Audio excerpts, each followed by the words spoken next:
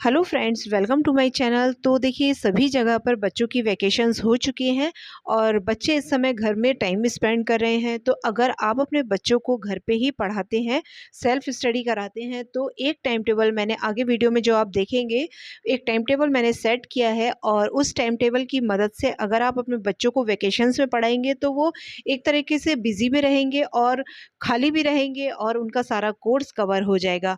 तो अगर ये वीडियो आपको आगे जाके अच्छी लगे तो प्लीज़ इसे लाइक ज़रूर कीजिएगा और अगर आप मेरे चैनल पर नए हैं तो प्लीज़ इसे सब्सक्राइब ज़रूर कीजिएगा। और अब आगे देखिए आप किस तरह से मैंने टाइम टेबल सेट किया है। तो चलिए देखते हैं वो टाइम टेबल।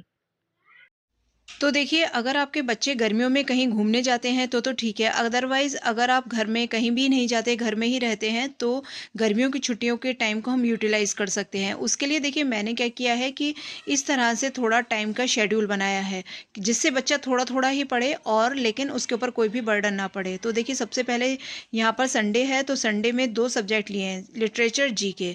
आप देखेंगे यहाँ पे मैथ्स जो है वो सब में कॉमन है, यानी मैथ्स ऐसा सब्जेक्ट है जिसमें हमें डेली प्रैक्टिस करनी होगी।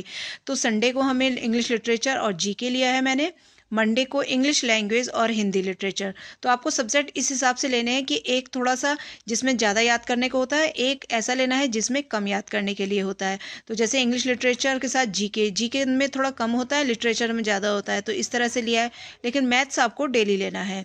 इसी तरह देखिए यहाँ पर है ट्यूसडे में एसएसटी और हिंदी लैंग्वेज। फिर आया Wednesday science MI maths. Thursday English literature computer maths. Friday Hindi literature English language maths. Saturday है साइंस एसएसटी और मैथ्स। इस तरह से आपको डिवाइड करना है। तो टाइमिंग आपको इतनी रखनी है कि आप देख लीजिए कि जो अब स्कूल खुलेंगे तो फर्स्ट टर्म होंगे, किसी में किसी के यहाँ यूनिट टेस्ट होते हैं। तो जितने जितने पेजेस हैं, मान लीजिए आपके इंग्लिश लिटरेचर में 32 पेजेस हैं, 32 पेजेस का काम हो चुका है। तो आपको 32 पेजेस को डिवाइड करना है कि आपके पास दिन कितने हैं और आपको कितना याद कराना है। तो जैसे 32 पेजेस के हिसाब से अगर हम लगाएं तो कि 2-2 पेज आप पर डे भी पढ़ाएंगे तो 16 दिन में लगभग आपका कोर्स कंप्लीट हो जाएगा। तो 16 दिन को कम से कम आप 20 दिन मान के चलिए। कभी कभी दिन ऐसा होता है कि बच्चे नहीं पढ़ पाते हैं, तो वो दिन भी मान के चलिए। तो इस तरह से देखिए 32 पेजेस को मैंने 16 दिन में डिवाइड कर लिया। अब हमें क्या करना है कि ये हमने याद करा दिया। अब साथ में जितने बाकी के दिन बचेंगे उन सबका इनका रिवीजन करा देंगे।